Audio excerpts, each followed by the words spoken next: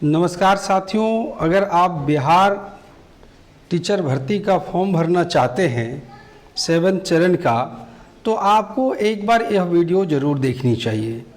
इसमें बीपीएससी ने आपको डेमो फॉर्म दिया है ताकि आप सीख सकें कि क्या क्या आपको रिक्वायरमेंट है। तो यहाँ पर देखिए रजिस्ट्रेशन फॉर्म जो आप देख पा रहे होंगे, और ये मैं उनके वेबसाइट से निकाला हूँ। ठीक है, अब आप समझिए इसको बढ़िया से। तो इसके लिए सबसे पहले हमें ये बात ध्यान रखनी है कि जहाँ पर आपको स्टार दिखे, ये वाला स्टार, तो आप समझिए वो तो आपको भरना ही भरना है। अब आप देखिए कैसे भरेंगे। तो यहाँ पर पहला कॉलम आपको दिख रहा है, यहाँ पर ये वाला कॉलम, यहाँ इंटर फर्स्ट नेम। मान लीजिए किसी का नाम है राहुल कुमार देव, राहुल कुमार देव, तो पहले कॉलम में वो राहुल भरेगा, दूसरे कॉलम में कुमार भरेगा और तीसरे कॉलम में भरेगा देव। ये आप समझ गए। अब आप इधर देखिए फादर्स नेम, तो यहाँ पर आप अपने पिता का नाम पूरा डालेंगे। उसके नीचे हस्बैंड नेम, तो हस्बैंड नेम किसके लिए आप सभी को पता है, जिसकी शादी हो चुकी है वो यहाँ पर डालेंगे हस्बैंड नेम को। इसके बाद नीचे है मदर्स नेम, तो अपना मदर्स नेम डालेंगे। इसके बाद यहाँ पर देखिए आईडी टाइप है, आधार कार्ड, पैन कार्ड और ड्राइविंग लाइसेंस, 3 ही ऑप्शन देंगे आपको। तो अगर आप पैन कार्ड से भरना चाहते हैं तो यहाँ पर आप पैन नंबर भरेंगे।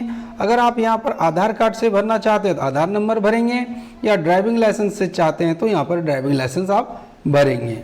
उससे आगे बढ़ते हैं तो आपको मिलेगा यहाँ पर देखिए अपलोड आधार पीडीएफ। आपको यहाँ पर आधार कार्ड पीडीएफ में भरना है, और उस आधार कार्ड में आप याद रखिएगा आप बिहार के नागरिक दर्शाए हुए होने चाहिए, आपका एड्रेस बिहार का होना चाहिए। आप यहाँ पर आधार कार्ड अपलोड करेंगे। इसके बाद आप बताएंगे क्या आप सिटीजन ऑफ इंडिया हैं कि नहीं। यहाँ हमेशा यस करना है, क्योंकि अगर आप नो करेंगे तो आपको फॉर्म भरने दिया ही नहीं जाएगा। इसके बाद का आर यू रेसिडेंट्स और परमानेंट रेसिडेंट बिहार के हैं, तो आपको यस करना होगा। Do you belong to any reserve category, अगर आप किसी रिजर्व कैटेगरी से हैं तो येस और नो करेंगे। मान लीजिए येस है तो आपको यहाँ पर बताना होगा कि किस में है आप।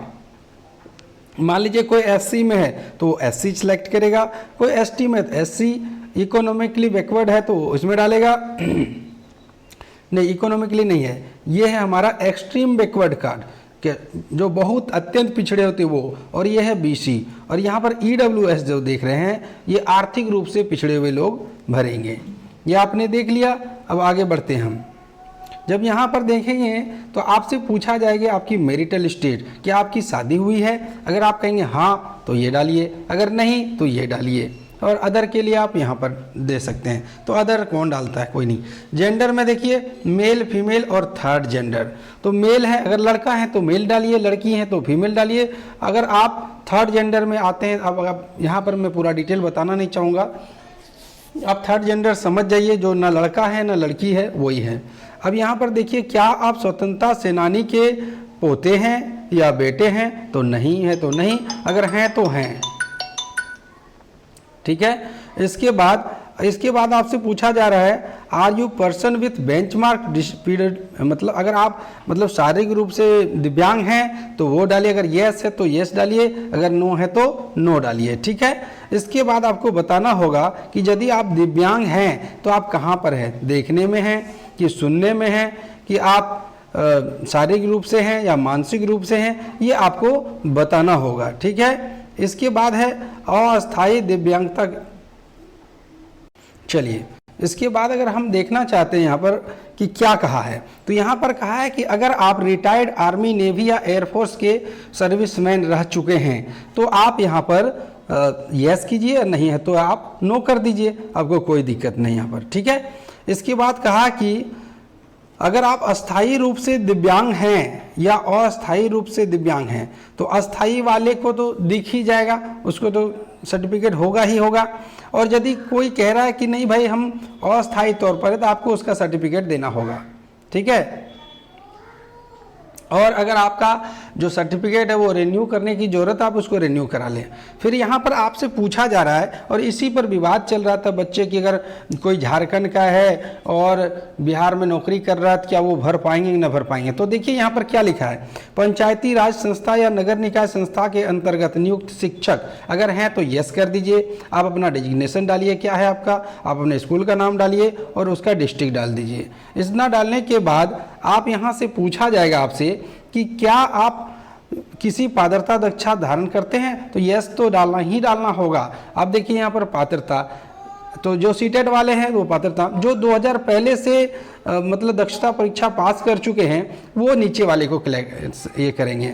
फिर उसके बाद देखिए नीचे जब आप आइएगा तो आपकी शैक्षणिक योग्यता के अनुसार कोई एक चुने। तो अगर आपने बीएड किया है तो फर्स्ट वाला चुने, अगर आपने कंप्यूटर साइंस के विद्यार्थी हैं तो सेकेंड वाला चुने, अगर आप संगीत के विद्यार्थी हैं तो थर्ड वाला चुने।